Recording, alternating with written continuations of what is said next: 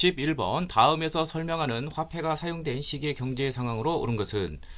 자, 초기에는 은 한 건으로 우리나라 지형을 본떠 만들었는데, 자, 이것만 봐도 은으로 만든 그 화폐라는 걸 알 수가 있죠. 그렇다면은 뭐 고려시대 때 나온, 고려 숙종 때 발행한 이제 활구라는 이제 은병, 은으로 만든 병처럼 생긴 그런 화폐가 되는 것이죠. 자, 고려시대는 이제 그 건원중보부터 시작을 해서 많은 화폐들이 발행이 되었습니다. 고려시대의 이제 대표적인 특징으로 찾는 것인데, 정답은 쉽게 2번이라는 걸 알 수가 있어요. 왜냐하면 나머지가 고려시대가 전혀 아니에요. 예를 들면 이양법, 모내기법이죠. 이게 처음 등장한 것은 고려 말이지만 전국적으로 보급이 되어서 그 시기는 이제 조선 후기가 되고, 이 이양법으로 전국적 확산으로 인해서 이제 조선 후기 경제에 어떤 놀라운 상승이 있게 되죠. 예. 자, 시작은 고려 말이었지만 이양법, 모내기법, 전국 확산은 조선 후기고요. 그 다음에 동시전이라는 것이 설치가 되어 시장을 감독해 있다. 이거는 이제 신라 지증왕 때 동시전을 설치해서 시장을 감독했다는 기록이 나와 있죠. 6세기 초.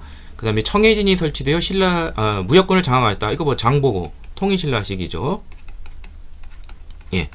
자, 나머지가 다 아니니까 확실히 이걸 알 수가 있고요. 이제 고려시대 때 경제 상황에서는 이 화폐가 있고요. 화폐는 일반적인 거래로는 잘 안 써요. 어떤 고가의 물건을 거래할 때, 예를 들면 책이라든지 차 이런 것이 있었는데, 이러한 상업에 있어서 고려시대는 철저하게 중심지, 어떤 뭐 서경, 개경이라든지 서경 뭐 이런 데와, 그런데 이제 시전도 있고 또 이제 관영, 국가가 운영하는 상점이 있었다는 거, 이런 게 바로 핵심 포인트가 됩니다. 자, 정답은 2번이 되겠습니다. 12번 밑줄친 그에 대한 설명으로 오는 것은, 그는 이성계를 추대 조선왕조를 개창한 거로 개국 1등국이 되었으며 의정부를 중심으로 하는 재상 중심의 관료 정치를 주장했고, 불시잡변을 저수라 해서 불교의 사회적 폐단을 비판했다. 이건 뭐 정도전이 되죠. 예. 자, 정도전. 자, 정도전은 이제 제일 중요한 것이 이 법 규범에 의한 통치를 굉장히 중시했습니다. 그래서 이 사람이 이제 저술한 게 이제 조선 경국전이라는 것이 있죠. 예. 그 다음에 또 하나가 경제 문감이라는 책이 있습니다. 요 두 가지가 정도전이고요. 조심할 게 경제 육전이라는 책이 있는데, 이것은 이제 과저법 건의와 관련되어 있는 조준이라는 거 꼭 알아두시길 바랍니다. 자, 그래서 정답은 4번이 되겠고요. 나머지 보도록 하죠. 외구의 소굴인 스시마섬을 정벌 했다. 자, 이거는 고려 말 창왕 때와 세종 때 이제 두 차례 있었죠. 창왕 때는 이제 그 고려 말 창왕 때는 박위라는 사람이 1389년, 그 다음에 30년 뒤에는 세종 때는 이종무를 시켜서 대마도를 정벌했죠. 스시마섬 대마도 1419년. 윤리상의 상강행 시도를 편찬하였다. 자, 이거는 이제 그 세종 때가 되겠고요. 설순 등을 시켜서 이걸 편찬했던 기록이 있습니다. 여진족을 두만강 밖으로 몰아내고 육진을 개척하였다. 역시 세종 때 김종서가 두만강 쪽에 여진족을 물리치고 육진을 개척했고, 압록강 중상류 쪽에는 최윤덕 장군을 보내서 4군을 개척을 했습니다. 정답은 4번이 되겠습니다. 다음 13번 밑줄친 이곳에서 전개된 민족운동으로 옳은 것은. 자, 1903년에 우리나라 공식 이민단이 이곳에 정착하였다. 자, 우리나라 최초의 이민은 하와이 이민이죠. 예. 미주 하와이가 되겠고요. 여기에서의 민족운동 하면은 뭐 나오기 뻔하죠. 박용만의 대조선 국민군단이 되겠죠. 1914년. 예. 이제 미주와 관련돼서 조금 조심할 것이, 지금 여기가 하와이죠. 자, 하와이도 있는데 이제 미주 지역의 우리 민족의 어떤 단체로서 제일 유명한 것이 대한인 국민회라는 단체가 있습니다. 여러 단체를 통합해서 1910년에 나왔죠. 이거는 하와이가 아니라 뭐 같은 미국이지만 샌프란시스코가 되겠습니다. 자, 다음 나머지는 보도록 하죠. 독립운동 기지인 한흥동이 건설이 되었다. 자, 이것은 만소 접경 지역이 됩니다. 여기서 소련이라는 건 이제 당시는 이제 소련이지만 지금 러시아가 되겠죠. 만주와 소련 접경지가 되는데 정확한 위치는 만주 쪽에 가깝습니다. 이제 밀산부라는 곳에 이제 한흥동을 이제 건설이 되었죠. 그 다음에 독립운동 단체인 권업회가 조직이 된 것은 노령 연해주가 되겠죠.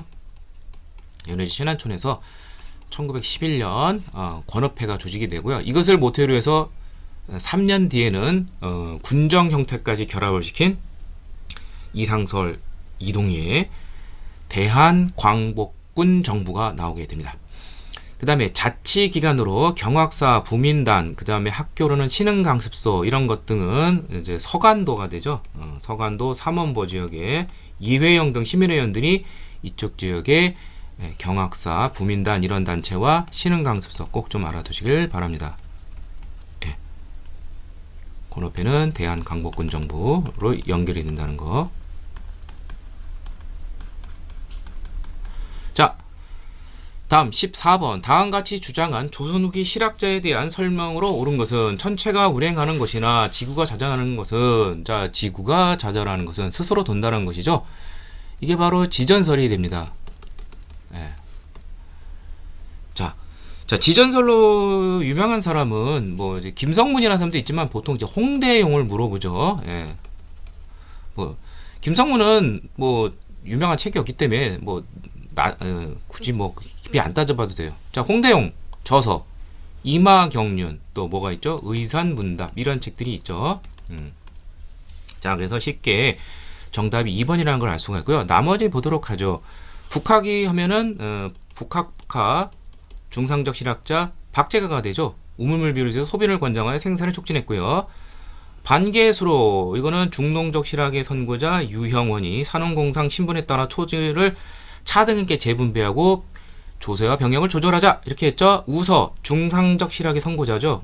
유수원의 저서이고 상업적 경영, 규모의 경제를 통해서 생산성을 높여야 한다고 주장을 했습니다. 자, 홍대용은 이제 지전설을 이제 주장을 했는데요. 자, 이 사람의 책 중에서 이제 의산 문답 이 사람이 이제 사설 이제 천체 관측경 혼천이를 통해서 이제 연구 끝에 얻은 그러한 우주 천체관을 통해서 기존의 그 중국 중심의 그러한 세계관을 타피한다는 걸 알 수 있습니다. 단순한 과학적인 것이 아니라. 자, 그래서 뭐 여기 보면은 이제 그 무한 우주론 같은 게 나옵니다. 뭐 여기 보면은 몇 천만억 별들이 별들이 있는지 알 수가 없다. 또한 은하계 밖에도 또 다른 별들이지 않겠는가 이렇게 그래서 기존의 고정관념 중국 중심의 세계관 이러한 화이관 이런 것을 비판한다는 걸 알 수가 있습니다. 자, 이 사람은 이제 그 어떤 실학적 어떤 그런 제도 개혁 관련돼서 이마경륜에서 어떤 걸 주장하냐면 자, 성인 남자들에게 여기 나오면 이결의 토지를 나눠주자고 주장을 합니다. 그리고 여기에 입각해서 항상 토지를 주면 어떻게 보면 이제 권리를 주는 권리라기보다는 어떤 혜택을 준다면 거기에 따라 의무가 필요하겠죠. 여기 따라서 이제 제일 중요한 것이 그러니까 토지를 받았으면 거기에 대한 이제 군역이 필요하겠죠. 이제 병농일치, 그러니까 병역을 여기에 맞게 조조를 해야 된다는 것이죠. 예. 성인 남자들에게 토지를 나눠주고 여기에 따라 군대 병농일치적인 이건 뭐 옛날부터 이제 고대 중국부터 있었던 뭐 균전제, 부병제 이제 그 병역과 농업의 어떤 일치를 추구하는 뭐 그러한 근본적인 입장이라는 것을 알 수가 있습니다. 예. 자, 그래서 정답은 자 2번이 되겠고요. 자, 나머지 보도록 하죠. 15번 다음 조칙이 발표된 이후의 상황에 대한 설명을 오는 것은 자, 뭐 저쪽 쭉 나와 있는데 황실신이에 필요한 줄 빼고 군대를 모두 해산하노라. 바로 군대 해산이죠. 1907년 이제 7월 한일 신협약 정비 7조약에 의해서 행정권을 이제 완전히 박탈당하고 완전히 박탈은 아니지만 하여튼 이제 일본인 관리들이 딱 노른자리를 다 차지하고 그 다음에 부속각서로서 군대를 해산하게 되었습니다. 따라서 이 군대 해상과 관련된 의병이 있겠죠. 이게 바로 정미의병이 되겠고요. 자, 해산된 군인들이 의병으로 들어오면서 자, 전투력이 더 강해지겠죠. 예. 아무래도 조직적인 군인들이 되겠죠. 자, 그 다음에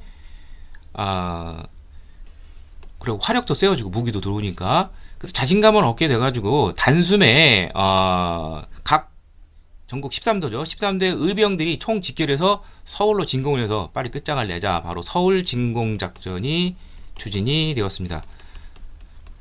그래서 양주 지역의 이인영을 총대장으로 하고 군사장 허위를 세웠는데, 이인영이 부친상을 당하면서 낙향을 하게 되면서 군사장 허위가 추진했지만 조직력이 많이 와해됐겠죠. 그 이전부터 이 13도 창의군의 의병장들은 전원 양반 유생 출신들입니다. 자, 근데 이제 문제가 물어보는 것은 그 이후의 상황이에요. 그러니까 정미의병 이후에 또 어떤 일이 있냐면은 서울 진공작전이 추진이 됐지만 실패했고요. 그 이후에 이제 전국적인 형태의 의병 항쟁이 이제 무력화되니까 각지에서 각 지역에서 이제 산발적으로 이제 의병 항쟁이 일어나게 됩니다. 그러니까 일제는 정신이 없는 것이죠. 여기도 터지고 저기 터지고. 근데 이제 그 중에서도 제일 반일 정상하는 것이 바로 호남 지역이죠. 그래서 이 호남 지역 등 이러한 전국에서 특히 삼남 지방 쪽에서 의병이 많이 일어나자 이거를 발변색원하고자 1909년에는 남한 대토벌 작전을 시작하는데, 이거는 단순히 의병만 토벌하는 것이 아니라 그 배후 근거지까지 집을 태우고 뭐 이런 식으로 해서 아예 싹을 잘라버리게 되었습니다. 그래서 1909년 남할 대토벌 작전 이후 국내에 있었다가는 민간인까지 피해를 보기 때문에 만주라든지 연해주 쪽으로 이동을 하게 됩니다. 자, 그래서 1907년에 군대에서 했으니까 남한 대토벌 작전 1909년, 그 다음에 13도 창의군 1908년 1월. 예, 정답은 4번이 되겠고요. 자, 신돌석과 같은 평민 출신 의병장이 처음 등장한 것은 을사의병이 되겠습니다. 외교권을 박탈당하는 을사조약을 이제 원인으로 해서 일어난 것이죠. 그 다음에 단발령과 민비시해 사건, 을미사변이죠. 이것을 입각을 해서 위정척사가 바탕을 둔 의병운동, 이게 바로 을미의병이 되겠죠. 을미의병이 일어나니까 1895년 그래서 이제 1896년이 되는데, 자, 이건 뭐 양력 기준으로 하는 것이고, 보통 양력이 조금 1년 정도 늦을 수가 있어요. 연도로 따지자면은, 달로 따지자면 한두 달 늦고요. 자, 아무튼 을사을미의 그런 특징이 되겠습니다. 나머지는. 자, 다음 16번 국권이 침탈되기 과정을 시기선으로 바르게 다는 것은, 자, 헤이그 특사 사건을 문제 삼아 고정을 강제로 퇴위시켰다. 이게 1907년 7월에 있었죠. 헤이그 특사 사건의 원인은 무엇이냐? 바로 을사조약이 원인이 된 것이죠. 외교권을 박탈당하는, 나라가 망한 거랑 마찬가지죠.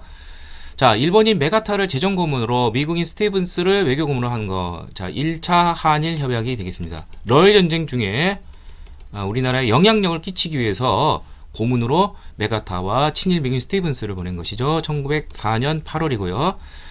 대한제국의 사법권을 빼앗고 감옥사유를 감옥사무를 장악하였다. 자, 이게 바로 1909년 7월에 있었던 1909년이에요. 이건 이제 기유각서가 되겠습니다. 자, 앞서 문제 있었지만 이제 그 1907년 7월에 한일 신협약에 있어서 그게 바로 이제 그 통감이 추천한 을사조약에서 이제 통감부가 설치가 되죠. 일본인을 대한제국의 높은 고등 관리로 유명한 게 바로 한일 신협약이 되겠습니다. 1907년 7월인데 고정을, 그러니까 헤이그 특사 사건을 문제 삼아서 강제로 폐위시키고, 그리고 나서 이제 한일 신협약을 이제 바로 추진하게 됩니다. 그리고 아까도 앞서 문제 나왔지만 군대 예산도 같이 이루어지고요. 자, 따라서 순서는 니은부터 시작했네요. 니은, 그 다음에 니은에 시작해서 맨 마지막은 기후각서가 되겠죠. 디귿으로 끝나겠네요. 니은, 기역, 디귿, 리을, 디귿. 예. 그래서 니은, 기역, 리을, 디귿. 이제 2번이 되겠고요. 좀 더 이제 정확하게 하자면 이렇게 외워야 되겠죠. 한일 의정서, 여기 나오는 1차 한일 협약. 그 다음에 자 2차가 있겠고 3차도 있겠죠. 근데 보통 한일협약 그러면 1차를 말하는 거, 2차 한일협약이 을사조약이에요. 3차가 한일 신협약이라고 부르고 또는 정미 7조약. 예, 그렇게 이해하시면 되겠고 형호 업무와 관련해서 기후각서, 그다음에 맨 마지막에 한일 병합조약, 경술국지가 되겠죠. 요 순서로 외워두시면 돼요. 그리고 연도는 1904년 2월, 1904년 8월, 을사조약 1905년 11월, 1907년 7월, 기후각서 1909년 7월, 한일병합조약 1910년 8월. 요 순서로 외워두고요. 구체적인 내용 정리하시기를 바랍니다. 정답은 2번이 되겠습니다.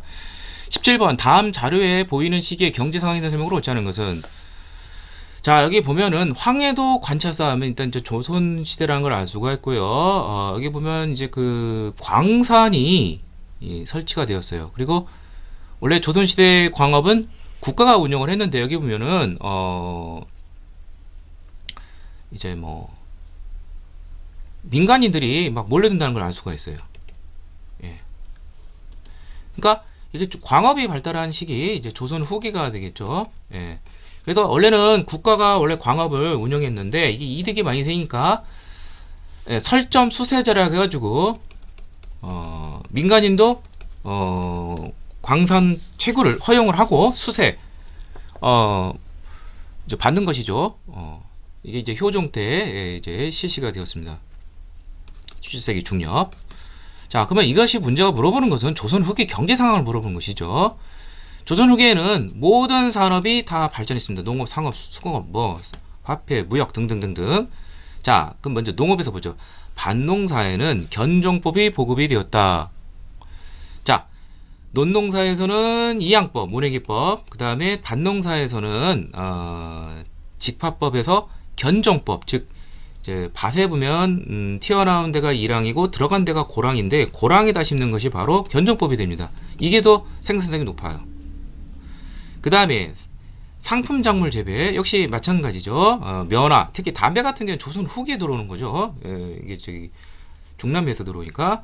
그 다음에 지대 방식에서는 정액제인 도조법이 나타납니다. 그 전에는 이제 타조법이라 가지고 정률제, 병작반수제였죠. 50% 떼가는 거. 이게 더 도조법이 더 유리하기 때문에 이게 확산이 됐고요. 자, 정답은 4번이 됩니다. 개간을 장려하기 위해 사패전을 분홍층에게 분급하였다. 자, 사패전이라는 것은 이제 고려 후기에 권문세족들이 이제 이 사패전이라는 걸 봤는데, 사패라는 것은 이제 사라는 건 하사했다는 거죠. 국왕이. 그래서 이제 패라는 건 어떤 증명 어떤 패가 되는 것이죠. 그래서 이것은 무슨 말이냐면 사패전이라는 것은 이제 그 황무지를 개간을 하면 네가 알아서 네가 소유를 하라 이 소리죠. 그러니까 아무한테나 이걸 주는 것은 아니죠. 또 개간을 하려면 많은 인력을 동원시켜야 되기 때문에 권세가들이 이걸 할 수밖에 없죠. 그래서 이 사패전은 그나마 그래도 이제 뭐 합법적으로 국가로부터 권한을 부여받아서 이제 황무지를 개간하고 거기에 따른 소유권이 이제 분급이 되어진다, 이렇게 이해하시면 돼요. 그러니까 분홍층에게 될 수 있는 그런 특권적 그런 것이 아니고 시기상황도 맞지가 않습니다. 정답은 4번이 되겠습니다. 18번 다음 사상에 나타난 설명으로 옳지 않은 것은, 신들이 서경의 임원역 지세를 관찰하니 음양가들이 많은 매우 좋은 터입니다. 금국이 뭐 한국하고 36급. 이게 바로 서경파들의 서경 천도 운동과 관련된 것이죠. 바로 여기 영향을 준 것이 바로 풍수 지리설입니다. 어떤 산세 지형이 인간의 기류 화복을 결정짓는다는 것이죠. 자, 그래서 여기 나온 것처럼 서경 천도 운동의 배경이 되는 거, 이거 맞죠? 여기 보면 서경이 아주 좋은 터다. 예. 자, 그 다음에 그 고려는 건국 자체가 왕건이 그 도선대사의 풍토지에 영향을 많이 받았어요. 그래서 거기에 따라서 이제 뭐 개경도 있고 서경도 있는데, 또 서경 또한 중시되니까 됐었죠. 근데 고려가 이제 삼경인데 이제 고려 이제 원래 또 하나가 이제 경주가 있었죠. 예. 근데 이제 삼경이 처음엔 경주였는데 고려 중기 문종 때가 되면은 남경, 오늘날 한양 일대죠. 예. 남경 길지설이 대두가 됩니다. 네.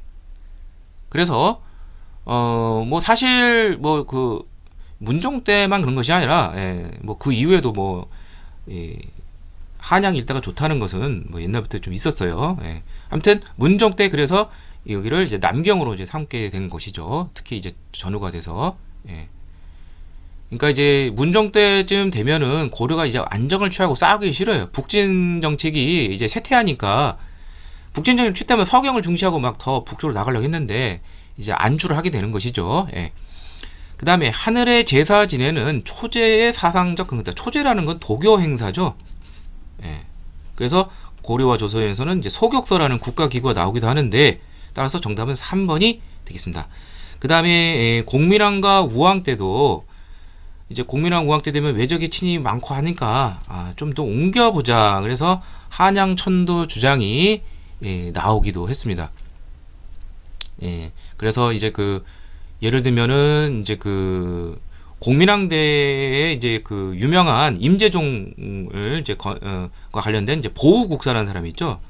굉장히 중요한 인물이에요.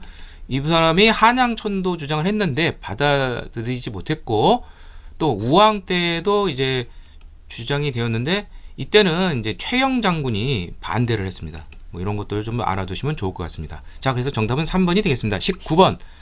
다음 주장을 한 인물에 대한 설명으로 오는 것은, 자, 여기 보면은 출전이 조선민족사 개론이에요. 글쎄 뭐 이거를 안다면은 뭐 출전 안다면 쉽게 뭐 문제를 풀 수는 있는데, 뭐 참고로 조선민족사 개론은 민속학자로도 유명하고 진단학회에도 참여했던 손진태가 되겠습니다. 자, 손진태 하면은 이제 민속학으로 유명하고요. 또 하나가 이병도 등과 함께 진단학회와 관련이 됐죠. 그래서 정답은 이제 3번이 되겠고요.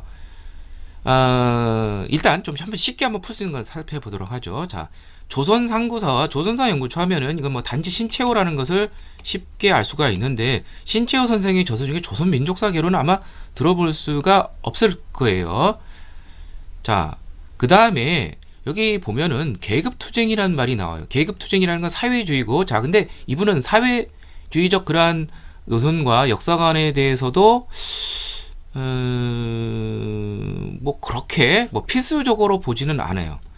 따라서 대동사상을 수용한 유교구신론, 이거 주장한 사람은 이제 박은식 선생이 되는 건 쉽게 알 수가 있죠.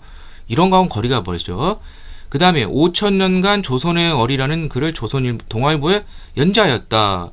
이거 쉽게 위당 정인보 선생이라는 걸 알 수가 있을 거예요. 근데 정인보 선생의 저서에 조선민족사개론이라는 게 있을 것인가, 그리고 계급투쟁, 뭐 사회주의 이런 노선을 의식한 그런 게 있을 수 있을 것인가, 그거는 아니라고 생각하기엔 좀 쉬울 거예요. 자, 그래서 이렇게 유추해서 풀 수도 있고요. 자, 이 손진태 선생님의 이제 주장은 어떤 것이냐면은, 이제 이 사람이 주장은 이제 그 안재용도 있지만 신민족주의, 이분도 이제 신민족주의 사관이라고 볼 수 있습니다. 아이고, 그래서 이제 안재용도 이제 신민족주의가 나오죠. 신민족주의와 신민주주의, 민주주의라는 말이 이제 같이 따라다닐 거예요. 그러면은 이제 그 안재용이라는 말이 나오는데, 자, 아무튼 그 손진태 선생이 말하는 신민주주의라는 것은 무엇이냐면, 보통 이제 그 사회주의에서 이제 계급투쟁을 강조하면서 이제 반제국주의의 일환으로서 민족주의를 강조를 해요. 근데 이제 사회주의 같은 게 이제 계급 투쟁을 굉장히 중시하죠. 그런데 이런 것은 좀 배타적 성격이 있죠. 왜냐하면은 계급 투쟁을 하는 건 좋지만 노동자 쪽을 위한 뭐 그들이 사회적 약자는 같지만 그들을 위한 논리가 되는 것이죠. 그러니까 어떻게 보면 이것은 좀 배타적이고 독선적이라고 볼 수가 있습니다. 뭐 프롤레타리아 독재라든지 뭐 등등등등. 근데 여기에 반대해서 이 사람이 말하는 민족주의는 이러한 사회주의에 경도된 민족주의가 아니라 개방적이다. 좀 배타적인 것이 아니라 개방적이고 그 다음에 여기 보면 뭐 민족 균등이라는 말이 나와요. 어떤 균등적. 그러니까 이것은 어떻게 일면 보면은 사회주의의 어떤 그러한 평등, 균등 이것을 수용하는 입장이 되겠고요. 더 나아가서 이것이 세계적 기운과 민족 유치에서 민족 사관을 출발한 것이다. 따라서 결국 이것은 세계사적 그러한 세계적인 그러한 것과 또 일맥상통한다. 그러니까 개방적이고 균등적이고 세계적인 성격을 띤 보통 민족주의 그러면 세계적인 것과는 조금 거리가 멀고 좀 어떻게 보면 개방적이라보다 좀 배타적 성격이 강한데 이 손진태의 신민족주의는 개방적이고 세계적이고 또 하나는 이제 균등적 이렇게 좀 사회적 약자도 좀 배려하고 뭐 등등등등 그러나 이렇게 뭐 폭력, 계급 투쟁 이것만은 강조할 필요는 없다 이렇게 본 것이다 이렇게 이해하시면 되겠습니다. 정답은 3번이 되겠습니다. 20번 고려시대의 의주에 대한 설명을 옳지 않은 거 이렇게 되어 있습니다. 자 일단 정답이 바로 보여요. 청천강변의 위치에 의주는 압록강 쪽에 있죠. 압록강 건너서 의주 맞은편이 중국이니까 청천강은 그 아래쪽이 되죠. 그래서 정답은 쉽게 1번이라는 걸 알 수가 있고요. 자 강동 육주가 압록강 하구 이쪽에 있죠. 그 중에서 이제 흥화진이 있던 곳이 바로 이제 강동 육주가 이제 흥화진 많이 나오죠. 그 거란족 침입 때 보면은 이거 이제 의주 지역이 되겠고요. 그 외에 뭐 용주, 통주, 철주, 귀주, 뭐 귀주대첩, 뭐 곽주 등등등이 있는데 바로 다 거기 의주 인근 지역 등이 됩니다. 그 중에서 홍화진은 꼭 좀 알아두실 바라고요. 뭐 철주 같은 게 이제 철산, 뭐 그 정묘호란 때 뭐 이제 거기서 의병들이 뭐 활동하기도 했었죠. 뭐 이런 것과 관련돼서 흥화진, 철주, 뭐 귀주, 뭐 이런 거 등등. 그러니까 이제 그 엄밀히 말하면 이제 청천강 이북이면서 압록강 그 사이인데 그 중에서도 가장 압록강과 붙어 있는 곳이 바로 바로 의주라는 거고 알아두시고요. 자, 그 다음에 이게 그 만주로 이제 요동으로 나가는 길목이기 때문에 요와 물품을 거래하는 각장, 각장이 이제 그 이제 국경무역 장소죠. 이것이 보주라는 데서 그 의주의 명칭이 좀 자주 바뀌어요. 이 보주가 의주가 되는 것이에요. 여기서 설치했다는 기록이 나오고요. 그 다음에 요와 금의 분쟁을 이용하여 회복하려고 시도한 것이다. 자, 금이 1115년에 건국이 되고 10년 뒤에 요가 망해요. 요 사이 기간 때 이제 바야흐로 금이 이제 요를 막 치려고 하는데 이 틈을 타서 이 보주 여기 이 지역을 회복을 이제 시도하려고 했습니다. 자, 잘 모르더라도 확실하게 뭐 지도적 위치만 알면 쉽게 풀 수 있는 그런 문제다 이렇게 볼 수 있습니다. 자, 이상을 통해서 2017년도 9급 국가직 한국사에서를 모두 마치도록 하겠습니다.